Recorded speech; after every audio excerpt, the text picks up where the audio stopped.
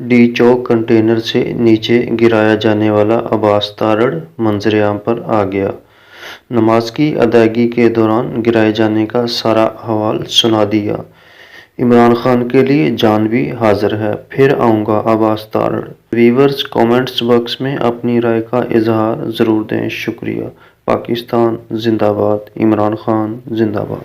Container کے اوپر تو فورس پیچھے ہٹ گئی ساری، تو ہم لوگ پیچھے قافلے آ رہے تھے، علیم صاحب بھی آ رہے تھے، تو ہم لوگ ان کے ویٹ میں ادھر ہی کھڑے ہو گئے۔ بندے نماز پڑھنے لگے، نیچے پڑھنے لگ گئے۔ ٹائم ہو گیا تھا نماز کا، تو میں نے اوپر ہی نماز پڑھنی شروع کر۔ جب میں نماز شروع کر رہا تھا، پیچھے سے پھر وہی فائرنگ اور شیئرنگ شروع ہو گئی ہے، رینجر آ گئی ہے۔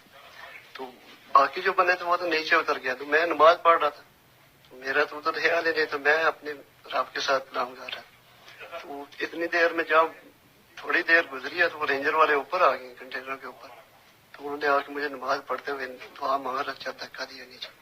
تو یہی لگا صاحب کو کہ میری ڈیتھ ہو گئی ہے، کیوں جب میں کنٹینر سے گرا تو سیدھا نیچے سارا ہے میرا۔ ہمارا مالک جو ہے اوپر بیٹھا ہے، وہ سب جانتا ہے 6 سال میں جس کو رکھنا آتا ہے۔